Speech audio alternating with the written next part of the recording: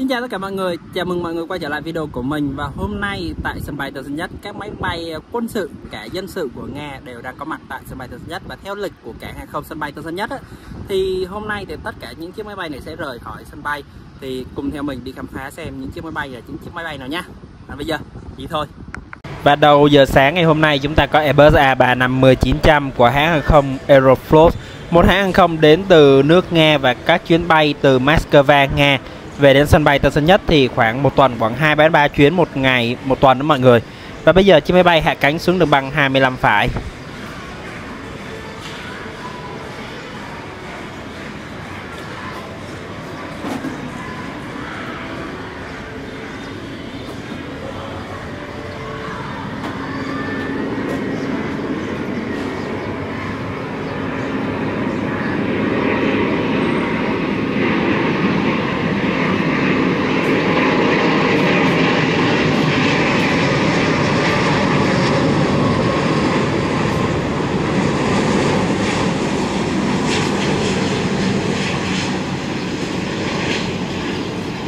Và hiện tại ở sân bay Tân Sơn Nhất, nếu mà tính thêm chiếc Airbus A350-900 này nữa thì đang có 3 chiếc máy bay đến từ Nga nha mọi người. Và chiếc Airbus A350-900 này sẽ ở lại sân bay Tân Sơn Nhất khoảng 2 tiếng đồng hồ trước khi quay trở ra đường băng 25 trái và cất cánh về Moscow lại. Còn đây là một chiếc Boeing 777 chở hàng của Qatar Airways Cargo. Chiếc máy bay thực hiện chặng bay từ Doha, Qatar về đến sân bay Tân Sơn Nhất. Và chuyến máy bay này đã bị chậm chuyến mất khoảng 5 tiếng đồng hồ. Và bây giờ chiếc máy bay hạ cánh xuống đường băng 25 phải.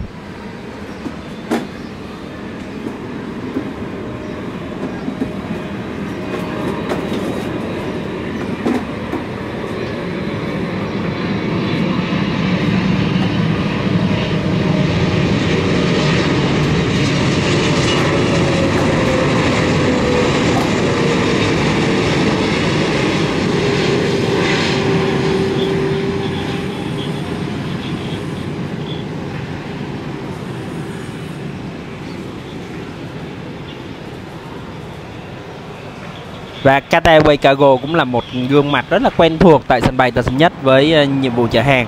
Còn đây chiếc IL-76 đến từ Nga cũng đang tiếp thêm nhiên liệu đây mọi người. Đó, mọi người thấy ở dưới cái cánh máy bay có cái phần nhiên liệu, cái xe đang tiếp nhiên liệu cho chiếc máy bay đấy.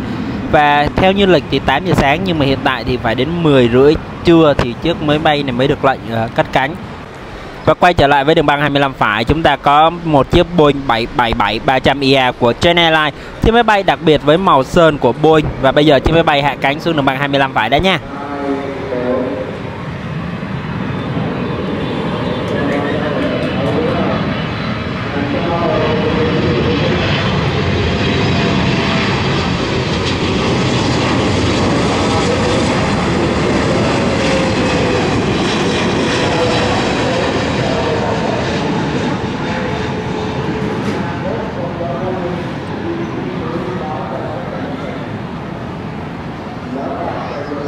Chiếc máy bay đã hạ cánh rất là êm ái xuống đường băng 25 phải. Và khi chiếc máy bay này trở ra khoảng 2 tiếng nữa thôi, mình sẽ cung cấp thêm mọi người một vài thông tin về chiếc máy bay này.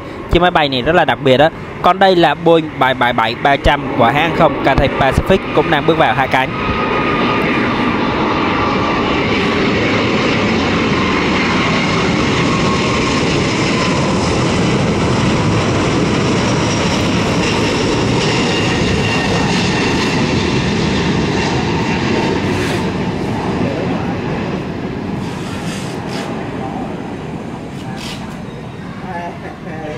Đây là chiếc Boeing 777-300 của Cathay Pacific. Và chiếc máy bay này là không phải là bản đường dài đâu nha mọi người.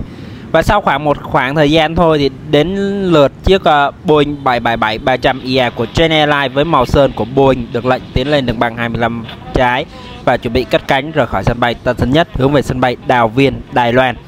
Và đây là một trong những chiếc máy bay rất là độc đáo của China Airlines với màu sơn của Boeing, sơn trên chiếc máy bay Boeing 777-300ER. Và mọi người thấy không, đây là một màu sơn rất là đẹp. Và China Airlines, các đội bay như Boeing thì có màu sơn này, Airbus thì có màu sơn của Airbus nữa, rất là đẹp trên các máy bay của China Airlines. Và mỗi dòng máy bay thì chỉ có một chiếc thôi, nên thế là nó là độc đáo. Và Boeing thì với chiếc này thì chữ Boeing đã rất là đẹp với logo nhận diện thương hiệu của Boeing thì cũng được sơn trên máy bay này.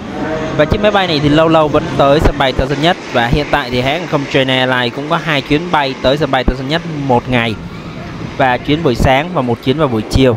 Bây giờ thì chiếc máy bay đặc biệt của chúng ta với màu sơn của Boeing được lệnh tiến lên đường băng 25 phải và chuẩn bị cất cánh.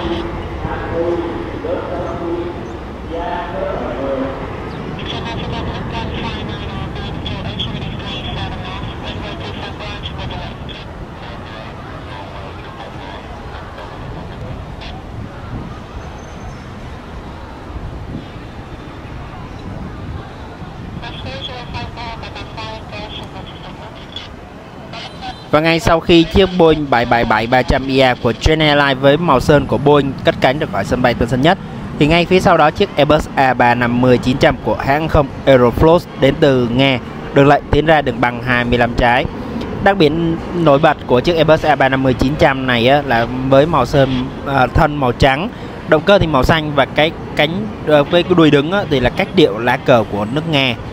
Và cái đuôi này mọi người thấy quen không? Nó giống như kiểu màu sơn này thì giống kiểu của sơn mới của Airbus A350-900 của Emirates đó mọi người. Đó, nó cũng kiểu giống như thế này. Và hãng hàng không Aeroflot đang có rất là nhiều chặng bay tới sân bay của Việt Nam như mọi người, như là sân bay Tân Sơn Nhất này, sân bay của Cam Ranh, Khánh Hòa này. Nhưng mà trên bầu trời chúng ta đây có một chiếc C-12 của không quân Mỹ. Chiếc máy bay này đã phải hủy hạ cánh và yêu cầu đài kiểm soát không lưu kiểm tra xem chiếc càng của mình có ổn không. Và chiếc máy bay này đang lấy độ cao rất là nhanh và chuẩn bị bay ngang qua đài kiểm soát không lưu.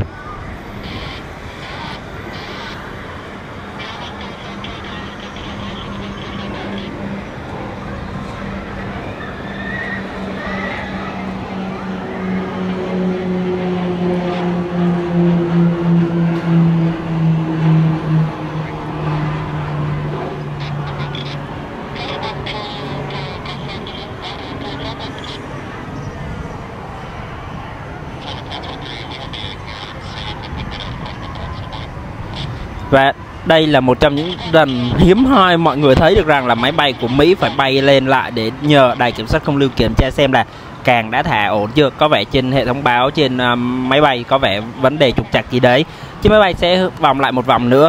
Nhưng mà trước tiên thì chúng ta tới với chiếc Airbus A350-900 của hãng hàng không Aeroflot đã nha.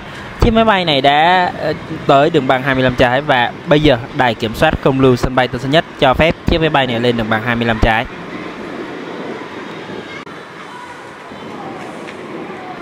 Và hiện tại thì hãng hàng không Aeroflot có rất là nhiều chuyến bay tới Việt Nam luôn mọi người. Tên chính thức của nó là Aeroflot Russian Airlines. Và nó là một hãng hàng không quốc gia của Nga. Và hãng hàng không này thì là một trong những hãng hàng không rất là lâu đời luôn. Và đặc biệt nếu mà mọi người có thể để ý rằng là có nhiều chuyến bay từ Nga tới Nha Trang cũng sử dụng dòng máy bay của hãng hàng không Aeroflot này.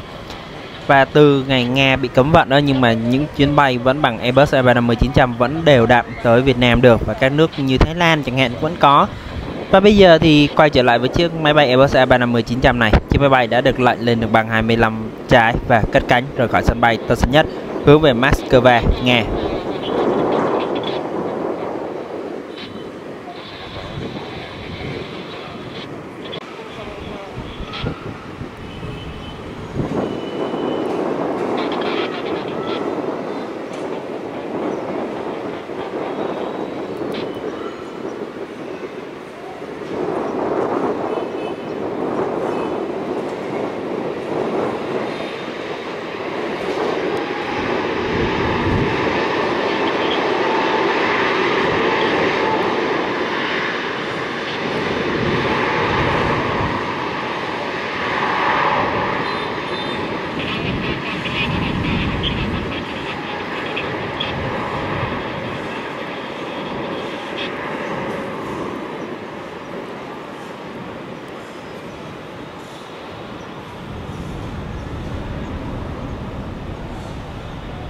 Và một điều khá là thú vị trong ngày hôm nay tại sân bay Tân Sơn Nhất đó là có 3 chiếc máy bay có cờ của Nga có mặt tại sân bay Tân Sơn Nhất. Đầu tiên là chiếc Airbus A350-900 này.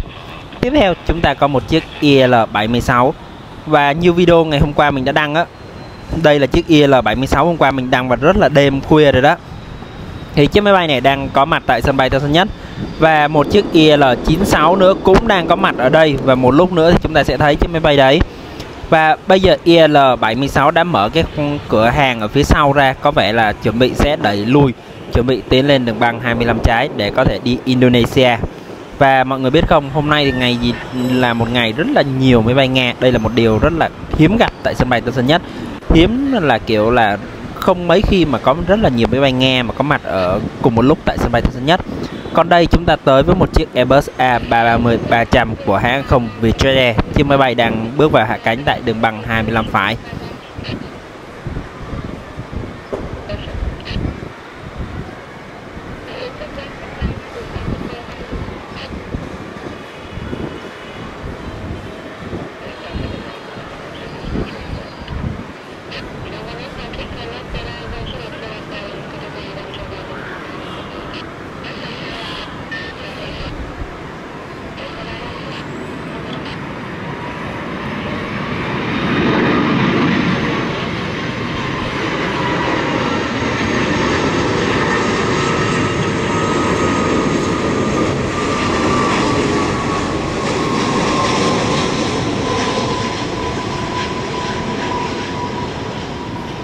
Và theo rất là nhiều nguồn tin đồn đoán gần đây của mình nhận được, có lẽ là ngày 21 tháng 9 tới đây thì hãng không Vietjet Air sẽ tới Seattle của Mỹ để nhận máy bay Boeing 737 MAX 8 đầu tiên của hãng.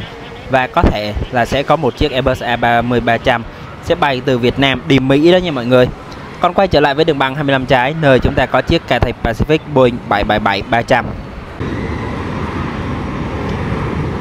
Dòng máy bay Boeing 737-300 là một dòng máy bay đã sản xuất khá là lâu đời rồi, từ năm 1995 trở về trước. Thì chiếc máy bay này không có sử dụng động cơ GE mà sử dụng động cơ của Rolls-Royce, nên thế động cơ nó sẽ nhỏ hơn và nên thế nó bay sẽ không xa bằng động cơ của GE đâu nha mọi người. Nhưng mà đây là một trong những chiếc máy bay rất là hiếm hoi mà mọi người thấy được rằng là đây là một trong những phiên bản cũ của dòng Boeing 737-300. Và đây mọi người thấy không, trên cái động cơ có cái logo của Rolls-Royce đó. Và chiếc máy bay này đã được lệnh lên đường băng 25 trái.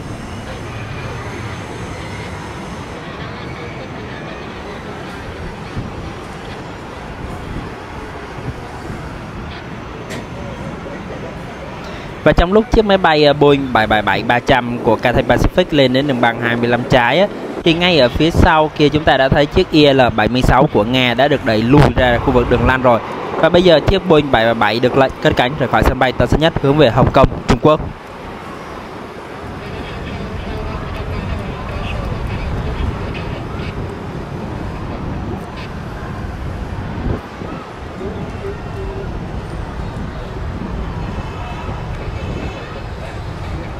Và ngay sau khi chiếc Boeing 737-300 cất cánh rời khỏi sân bay Tân Sơn Nhất á, thì ở khu vực khu vực chữa cháy á, các xe cứu hỏa đã nhô ra một xíu và đã chớp đèn rồi, sẵn sàng để chờ chiếc C-12 của không quân Mỹ bước vào hạ cánh lần 2. Để đề phòng bất trắc thì các xe sẽ chuẩn bị trực sẵn ở đây. Còn đây là chiếc C-12 vừa nãy đó mọi người đã yêu cầu bay trở lại đó, để có thể chắc chắn rằng là có thể ổn định được. Và bây giờ thì chiếc máy bay này bước vào hạ cánh tại đường băng 25 phải. Và chiếc máy bay khá là nhỏ. Và bây giờ chiếc máy bay đã bước vào hạ cánh đã.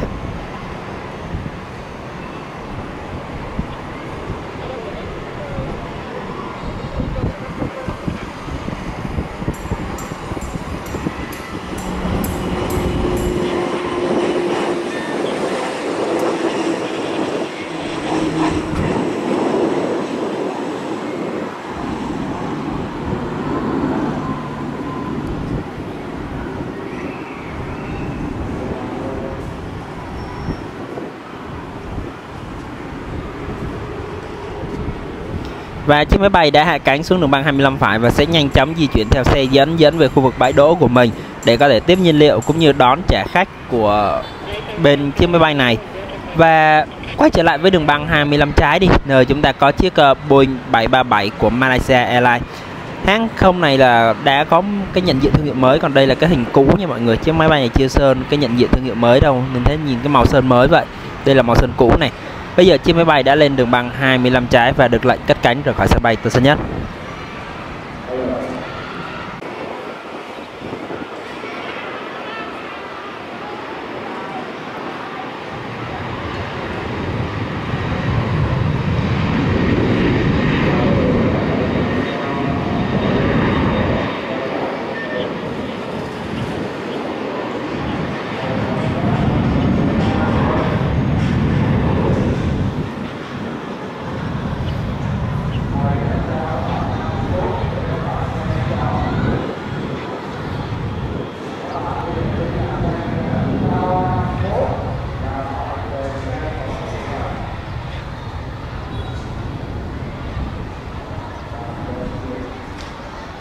Và quay trở lại với khu vực sân đỗ nơi chiếc C-12 của không quân Mỹ đã được anh đánh tín hiệu là hướng dẫn vào đúng quy định bãi đỗ. Bây giờ chiếc máy bay sẽ tắt hai động cơ đi, và để có thể các anh nhân viên kỹ thuật có thể tiếp cận với máy bay để kiểm tra qua chiếc máy bay, và cũng như là có thể chuẩn bị các bước để tiếp thêm nhiên liệu cho chiếc máy bay này. Và bây giờ thì mọi người thấy không, các anh ở phía bên tay phải so với mọi người nhìn đó thì đang bắt đầu tiếp cận với chiếc máy bay rồi.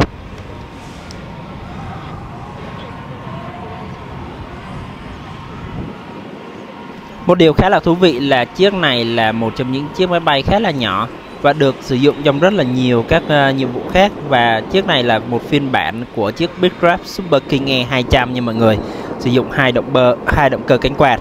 Và bây giờ là các anh kỹ thuật tại cũng như là của sân bay Tân Sơn Nhất đã tiếp cận với máy bay rồi, và trong vài phút nữa thôi thì xe tiếp nhiên liệu cũng sẽ tới để có thể bổ sung thêm nhiên liệu cho chiếc máy bay này. Còn quay trở lại với khu vực sân đỗ hoặc là những khu vực khác của chúng ta đi ha, thì chúng ta đang có một chiếc máy bay IL-76 của Nga đã đẩy lui xong và khởi động 4 động cơ. Bây giờ chiếc máy bay sẽ bắt đầu dần dần tiến lên đường băng 25 trái, và nếu mà tiến theo như đường này thì chiếc máy bay sẽ phải dừng chờ cũng khá là lâu đấy, tại vì chiếc máy bay này có vẻ là sẽ đi vào đường bên trong. So với chiếc Airbus A321 của Vietnam Airlines đi đường bên ngoài thì sẽ nhanh hơn. Còn bây giờ thì bên trong chiếc máy bay đã có người đi ra rồi, và bắt đầu là sẽ có những biên bản bàn giao gì đấy. Còn đây là Boeing 777-300ER của EVA Air, chiếc máy bay hạ cánh xuống đường băng 25 phải.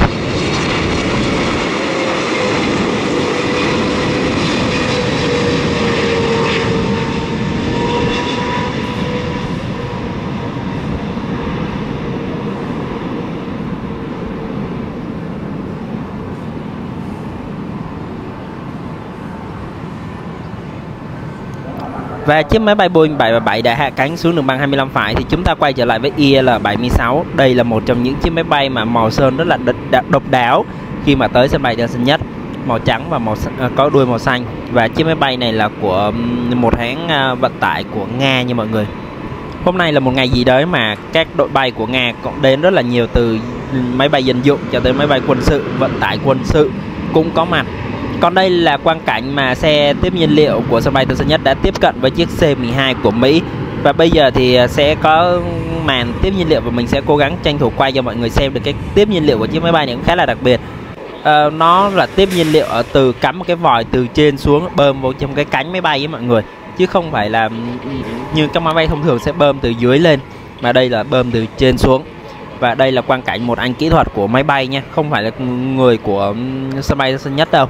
Và đấy là một anh người Mỹ á, sẽ là cầm cái vòi bơm là sẽ cắm vào cái đó xong rồi bơm cho chiếc máy bay này, chứ không phải người Việt Nam thực hiện. Và bây giờ thì đây hình ảnh rất là vui. Đây là một chiếc Comac C909 của hãng hàng không Vietjet Air, chiếc máy bay do Trung Quốc chế tạo sản xuất. Thì ngay phía sau là một máy bay IL-76 cũng do của Liên Xô, sau này là Nga á, nghiên cứu chế tạo. Và bây giờ thì chiếc máy bay của chúng ta đang phải dừng ưu tiên cho các máy bay khác trước khi tiến ra đường băng 25 trái. Còn đây là khu vực mà lúc khi mà bơm xong cái cánh bên phải theo hướng nhìn của mọi người nhé, thì đây anh đó sẽ xuống rồi lấy cái thang nhỏ nhỏ sẽ cầm qua cái cánh đối diện, và các anh bơm xăng của Việt Nam thì sẽ kéo cái ống qua bên đấy để có thể anh ấy cắm lại cái ống vào bên cái cánh bên này để có thể bơm cho đầy đủ nhiên liệu luôn.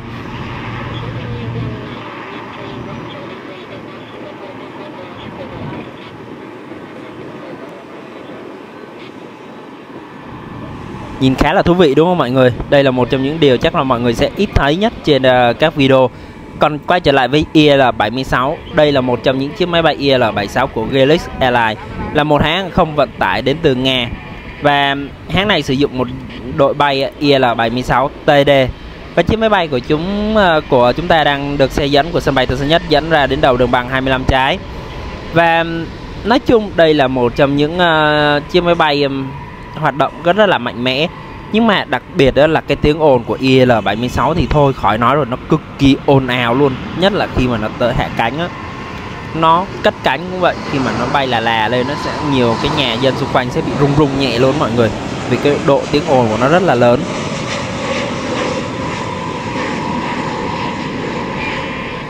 Và điều đặc biệt đó là hãng không này chỉ có mỗi một chiếc máy bay IL-76TD này thôi, rất là đặc biệt luôn đúng không mọi người? Một hãng không chỉ có một cái máy bay như thôi. Và chiếc máy bay này thì có số đăng bạ là RA767 767373. Và bây giờ đây là quang cảnh mà khi mà đang tiếp nhiên liệu cho chiếc C-12, và chúng ta sẽ có một cái quang cảnh là chiếc IL-76 sẽ đi ngang qua đây và cùng sẽ chờ xem nhé. Và công tác có vẻ là công tác đang bơm nhiên liệu cũng gần xong rồi hay sao á, thì các anh kỹ thuật cũng đang kiểm tra lại máy bay. Và chiếc máy bay này chỉ đến tiếp nhiên liệu thôi nên nó sẽ đi cũng rất là nhanh chóng. Còn đây là IL-76 đang đi ngang qua chiếc C-12 của chúng ta, và mọi người đã bắt đầu dần dần cảm nhận được tiếng ồn của IL-76 rồi đấy.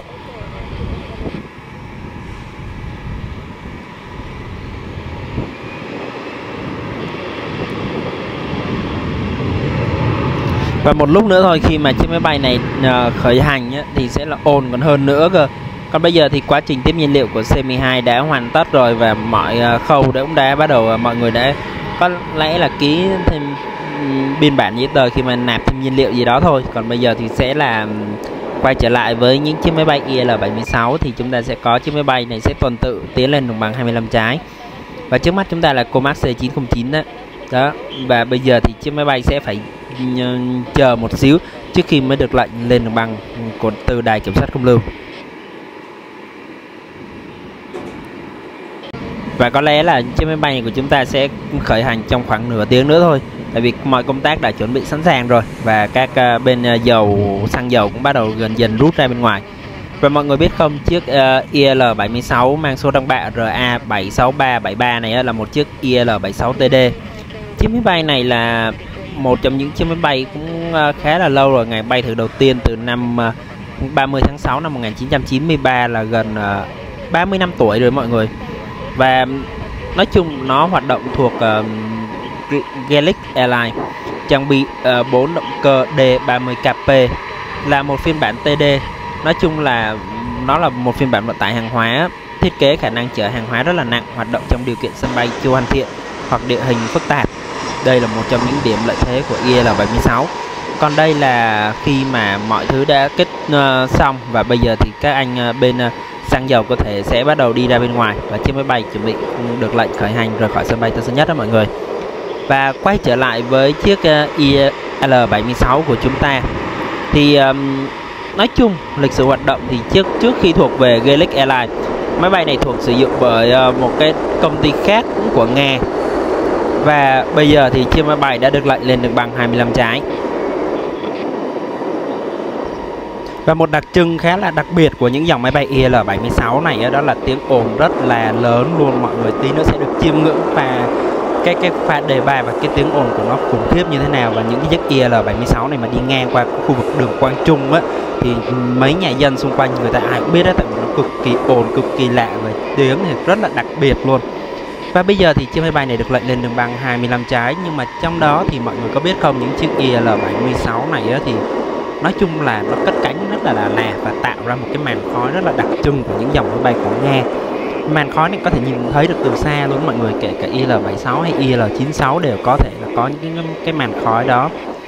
Và chiếc máy bay này thì sẽ thực hiện chặng bay từ sân bay Tân Sơn Nhất đi Indonesia. Và bây giờ thì chiếc máy bay được lệnh lên đường băng 25 trái và dừng chờ ở đây một chút để chờ một máy bay về hạ cánh. Và mời mọi người chiêm ngưỡng cái pha ồn ào của chiếc IL-76 này nhé.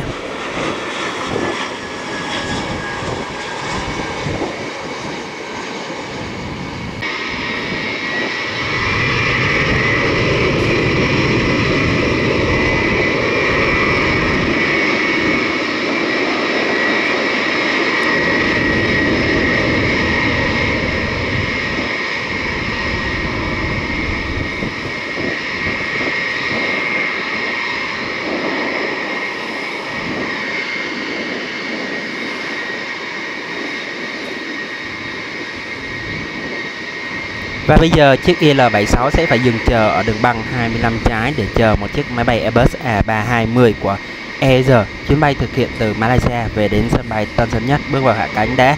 Thì sau đó thì chiếc máy bay IL-76 này mới được lệnh cất cánh rời khỏi sân bay Tân Sơn Nhất. Bây giờ thì chiếc Airbus A320 của Air Asia đã bước vào hạ cánh rồi đây.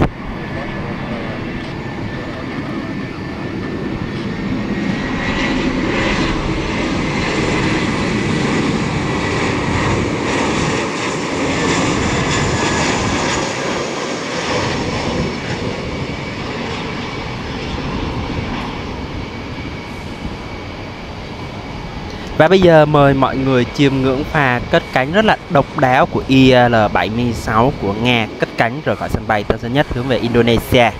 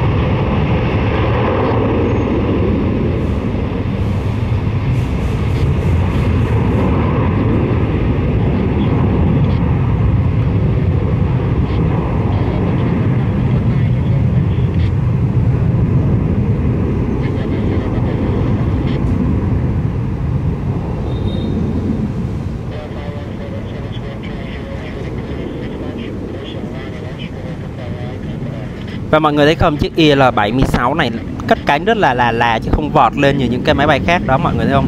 Đến đoạn Trường Chinh rồi mà máy bay vẫn đang bay rất là từ từ tiến lên chứ không phải vọt lên rất là cao luôn. Nên thế là ở những cái mà mọi người sẽ thấy ở đầu bên kia, nếu ai đứng dưới có khi là thấy cũng rất là gần luôn. Và màn khói đặc trưng mọi người thấy không, nó kéo một cái vệt khói rất màu xám xám, nó rất là đặc trưng của những chiếc máy bay của Nga luôn. Còn quay trở lại chiếc C-12 của chúng ta, bây giờ thì chiếc máy bay này đã được lệnh chuẩn bị khởi động để có thể tiến ra đường băng 25 trái và sẽ tiếp tục hành trình của mình. C-12 cũng là của quân đội Mỹ nên thế là cũng thường xuyên có mặt ở sân bay Tân Sơn Nhất để tiến nạp nhiên liệu và sau đó thì sẽ di chuyển đi các sân bay tiếp theo của nó. Và cái chiếc C-12 Huron này mình cũng đã có một dịp làm video cho mọi người xem rồi, mọi người có thể kiếm lại ở những video trước của mình nhé. Còn hôm nay thì chúng ta sẽ coi một chiếc máy bay khác cũng là thuộc cái biên chế của đội này á. Thì nói chung là chiếc máy bay này được sản xuất cho các lực lượng của Mỹ sử dụng để đi gọi là làm các nhiệm vụ của họ. Còn bây giờ thì xe dẫn của sân bay Tân Sơn Nhất đã xuất hiện trước chiếc máy bay rồi. Vậy là chiếc máy bay này sẽ chuẩn bị được di chuyển rồi đó mọi người. C-12 thì chiếc máy bay này rất là nhỏ, nhưng mà hôm nay chúng ta lần đầu tiên chúng ta mới thấy được rằng chiếc C-12 lại go round nhưng mọi người đã bay trở lại á, không đáp được. Và theo như mình được biết á, thì chiếc máy bay đã nhờ hỗ trợ của đài kiểm soát không lưu là kiểm tra xem là ba cái bánh xe nó đã thả xuống chưa. Có vẻ là hình như nhờ cái đèn báo trên máy bay có vẻ hơi vấn đề hay sao á. Và đây cũng là một dịp hiếm hoi chúng ta sẽ thấy được những cái sự kiện như thế này, cũng rất là thích thú mọi người. Đó cũng là đặc quyền cho những người đam mê hàng không, mà đây là những sự kiện khá là thú vị. Không phải là chỉ những chiếc máy bay hiếm độc lạ đâu mọi người, mà những cái sự kiện như vậy thì cũng giúp chúng ta có thể hiểu biết hơn và chúng ta có thể tìm hiểu thêm, cũng rất là thú vị đấy. Còn bây giờ thì chiếc máy bay đã được lệnh theo xe dẫn của sân bay Tân Sơn Nhất tiến ra đường băng 25 trái.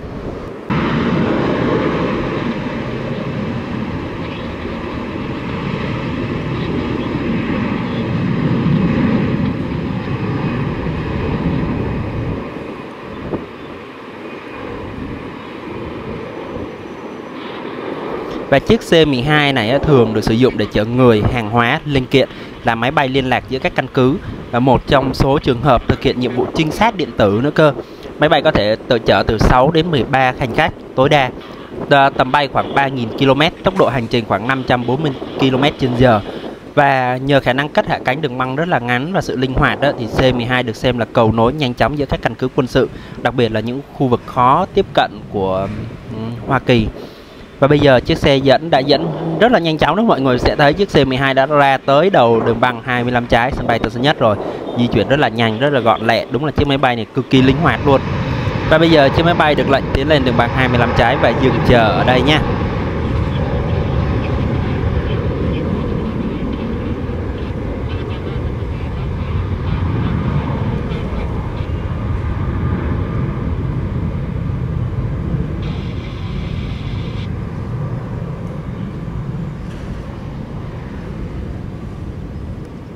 Và chiếc máy bay sẽ phải dừng chờ trước đường băng 25 trái để chờ một chiếc Boeing 737-700 của Ruli Airlines, một hãng hàng không đến từ Trung Quốc đang bước vào hạ cánh.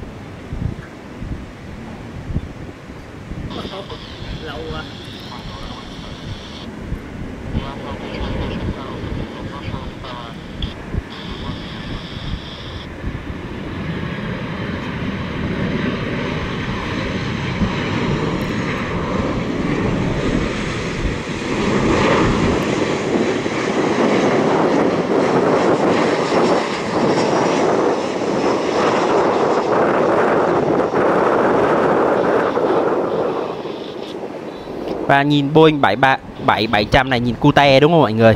Và bây giờ chiếc máy bay đã hạ cánh xuống đường băng 25 phải. Thì ở đường băng 25 trái, chiếc C-12 của không quân Mỹ đã được lệnh cất cánh rời khỏi sân bay Tân Sơn Nhất, tiếp theo hành trình của mình.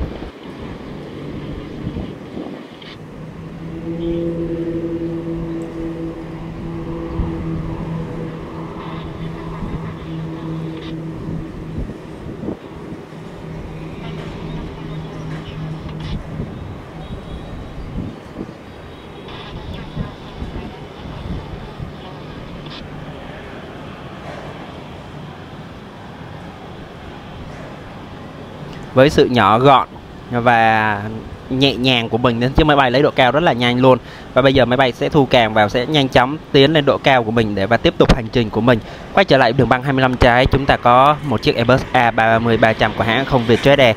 Chiếc máy bay là mang số đăng bạ VNA 820. Chiếc máy bay này là chiếc máy bay mới nhất trong đội bay của hãng không Vietjet Air. Chiếc máy bay này cũng mới nhận mấy ngày gần đây thôi. Bây giờ chiếc máy bay được lệnh tiến lên đường băng 25 trái. Và hiện tại đội bay Airbus A330-300 của hãng không Vietjet Air đang có khoảng 8 chiếc máy bay Airbus như thế này. Và đây là một trong những chiếc máy bay rất mới luôn. Và bây giờ chiếc máy bay được lệnh cất cánh rời khỏi sân bay Tân Sơn Nhất.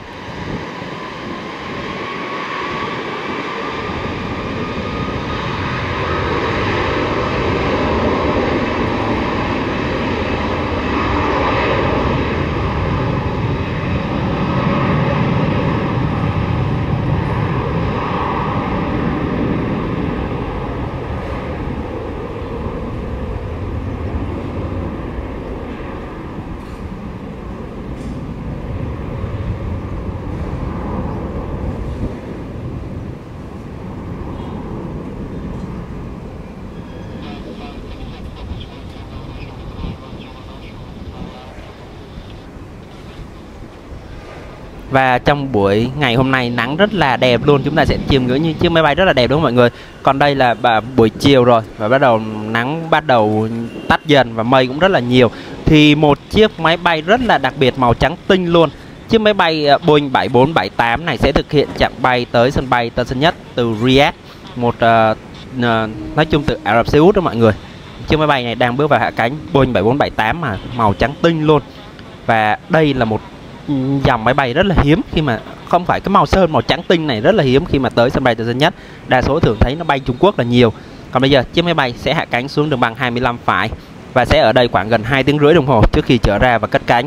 Và bây giờ mời mọi người chiêm ngưỡng máy bay này hạ cánh nha, nữ hoàng của bầu trời đấy.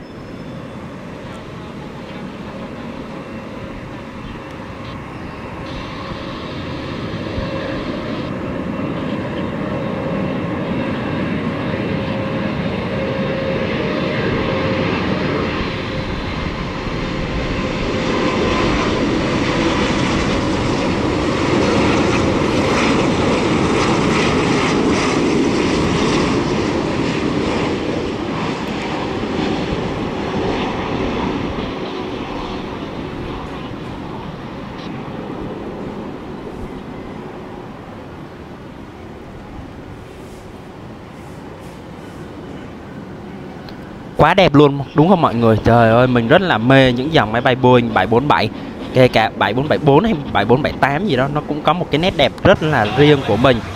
Còn quay trở lại khu vực sân đỗ đây, bây giờ là khoảng gần 3 rưỡi chiều rồi.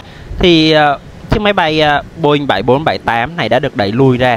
Còn chiếc IL-96 của Nga thì theo như thông tin mình nhận được thì là đã hoãn lại đến ngày hôm sau mới đi. Bây giờ xe dẫn của sân bay Tân Sơn Nhất cũng đã chuẩn bị sẵn sàng dẫn chiếc máy bay này qua đường băng 25 phải nha mọi người. Boeing 7478 thì lại được cất cánh đường băng 25 phải. Và bây giờ chiếc máy bay được lệnh di chuyển theo xe dẫn tiến ra đường băng 25 phải.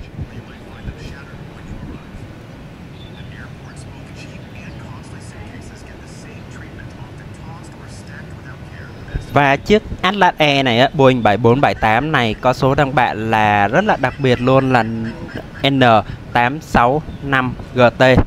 Và chiếc máy bay này có một cái lịch sử hoạt động mà mọi người không tin được đâu nha. Nó rất là đặc biệt luôn. Sản xuất thì từ năm 2014 nha.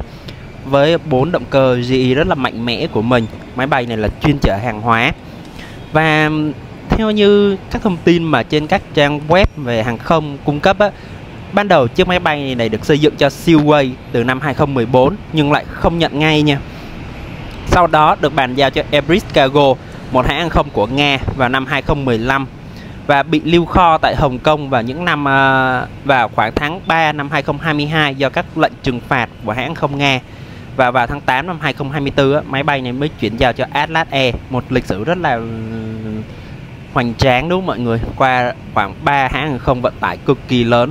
Seaway cũng là một hãng hàng không lớn, Emirates Cargo cũng là một hãng hàng không lớn của Nga, và bây giờ là Atlas Air, một đội bay vận tải cực kỳ khủng khiếp và hoành tráng. Và dòng máy bay Boeing 7478 hiện tại thì không còn sản xuất nữa, nhưng mà nó vẫn được mệnh danh là nữ hoàng của bầu trời. Và những người đam mê hàng không thì cực kỳ thích những dòng máy bay Boeing 7478 này, đặc biệt là với tới sân bay của Việt Nam vậy chẳng hạn.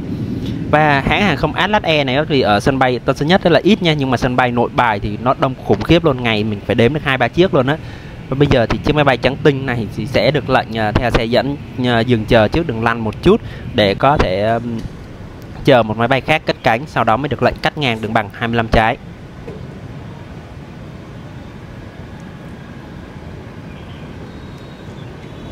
Và bây giờ chiếc Boeing 7478 này sẽ phải chờ một chiếc Airbus A321 của hãng không Vietjet Air cất cánh.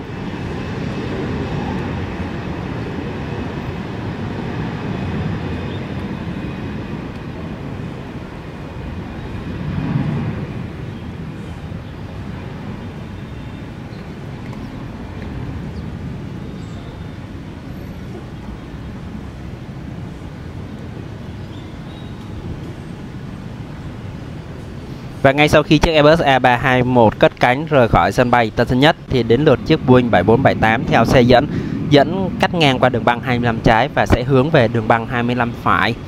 Và chiếc máy bay này thì là một trong những loại máy bay của vận tải, và thông số thì nó trọng tải tối đa nhé, thì nó chở khoảng 132.000 kg và thể tích khoang thì khoảng 694 mét khối.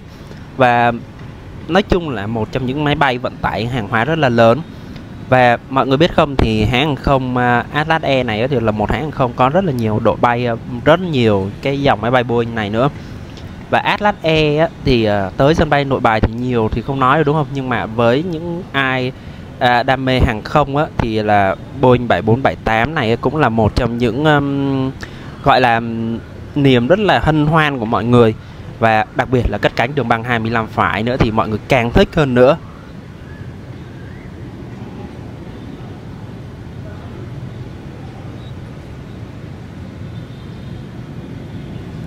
Hãng không Atlas Air này là một trong những hãng không hàng hóa thuê chuyến hàng đầu của Hoa Kỳ, thực hiện các chuyến bay quốc tế lớn, vận chuyển hàng hóa nặng, thiết bị công nghiệp, hàng đặc biệt.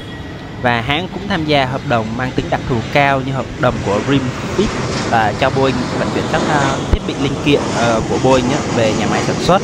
Và Atlas Air nổi tiếng với sự linh hoạt, có thể thực hiện các hợp đồng thuê máy bay, thuê chiếc riêng hoặc là các chuyến hàng đặc biệt cho đi quốc tế. Là một trong số ít hãng hàng không vẫn duy trì khai thác đội bay 7478F, vốn là một trong những máy bay chở hàng lớn nhất trên thế giới về thể tích và trọng tải.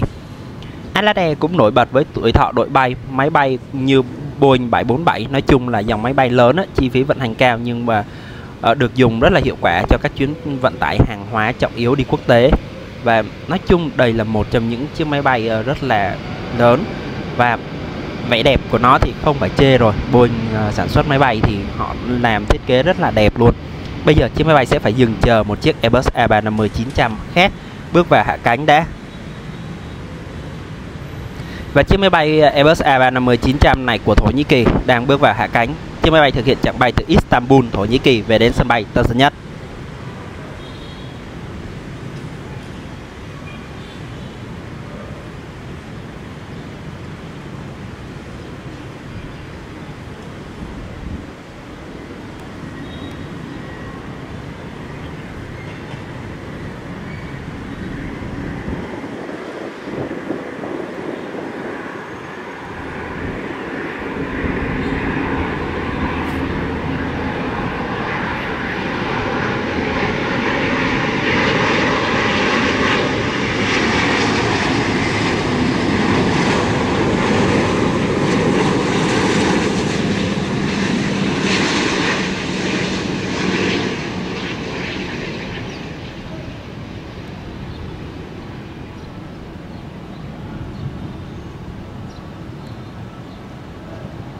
Và ngay sau khi chiếc Airbus A350-900 của Thổ Nhĩ Kỳ hạ cánh xuống đường băng 25 phải thì ở đường băng 25 trái, chiếc Airbus A321 của hãng không Vietjet Air được lệnh cất cánh.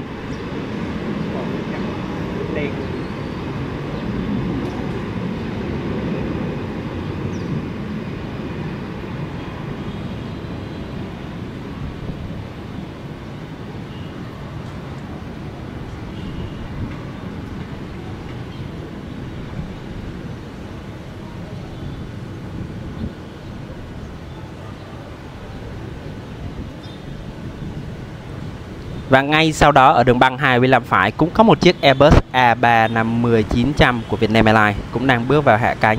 Và sau chiếc Airbus A350-900 này là chiếc Boeing 7478 của Etihad Air được lệnh tiến lên đường băng 25 phải.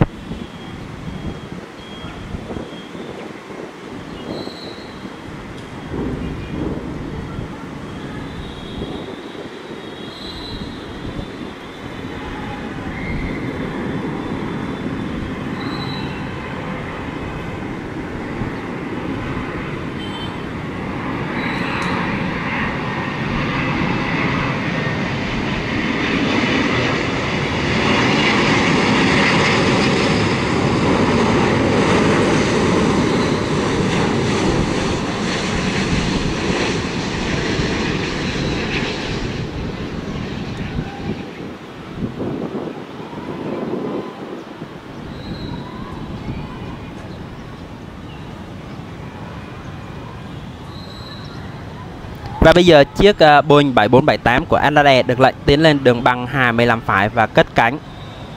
Do đường băng phải là ưu tiên cho các máy bay về hạ cánh nên chiếc máy bay này sẽ phải nhanh chóng tiến lên đường băng và cất cánh luôn chứ không được dừng chờ đâu nhé mọi người. Bây giờ thì chiếc máy bay được lệnh lên đường băng và cất cánh luôn. Mời mọi người chiêm ngưỡng pha cất cánh của chiếc Boeing 7478 của hãng không Etihad Air.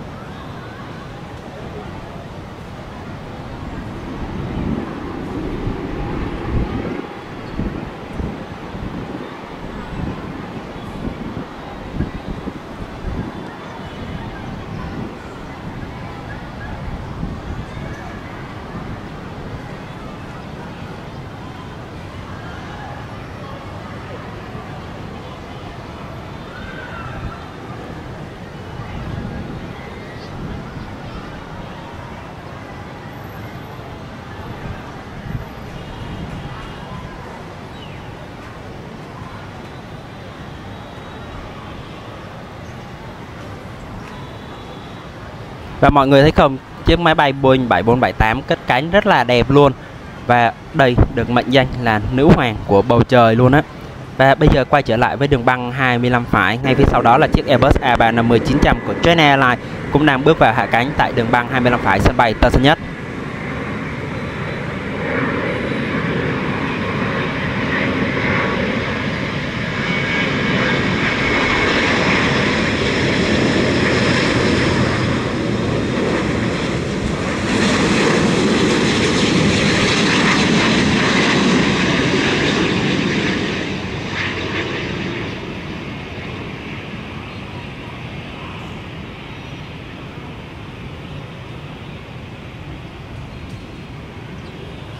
Và ngay sau khi chiếc Airbus A350-900 của Jet Airlines hạ cánh xuống đường băng 25 phải thì ở đường băng 25 trái chúng ta có một chiếc Airbus A320 Neo của AirAsia, một hãng không đến từ Malaysia. Và trên cái thân của nó đang có một màu sơn của là Visit Charlie AirAsia Malaysia 2026 ấy. Thì đây là một trong những chiến dịch quảng cáo du lịch của Malaysia trên thân máy bay của AirAsia này ấy, rất là đặc biệt luôn. Và hiện tại thì cũng phải 3-4 chiếc gì đó dán, và mỗi chiếc là dán là một hình khác nhau nhé, quảng cáo về từ leo núi lặn biển hay tất cả các dịch vụ thiên nhiên hay là những cái gì đặc trưng nhất của Malaysia đều có thể dán trên chiếc máy bay này luôn á. Hoạt hình rất là độc đáo luôn.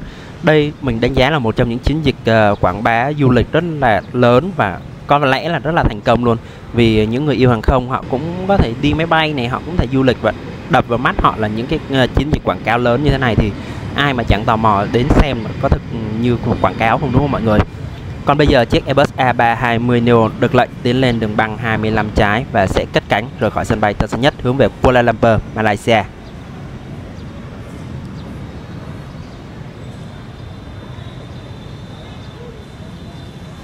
Cũng nói thêm rằng là vé Air thì nhiều lúc cũng rất là rẻ đó mọi người. Mọi người muốn du lịch Malaysia hay là bay từ Malaysia đi một nước nào đó quanh quanh khu vực Đông Nam Á, giá Air cũng rất là rẻ thôi á. Vé đi Việt Nam từ Việt Nam đi Cool nữa thì cũng có thể hơi mắc một xíu, nhưng mà bay nội địa Malai này hay là từ Malai đi Thái Lan hoặc cũng rất là rẻ luôn á. Đây là một mức giá cực kỳ phải chăng luôn, mọi người có thể tham khảo thử nhé. Còn bây giờ thì mời mọi người chiêm ngưỡng pha cất cánh của chiếc máy bay độc đáo đặc biệt này.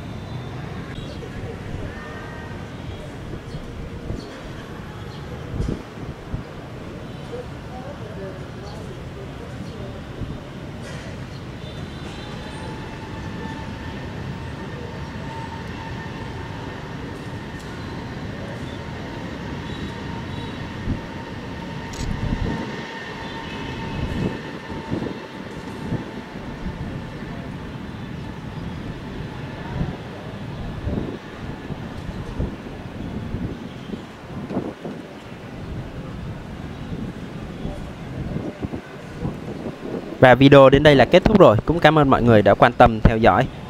Mọi góp ý mọi người nhớ để lại dưới phần bình luận nhé. Còn bây giờ xin chào và hẹn gặp lại.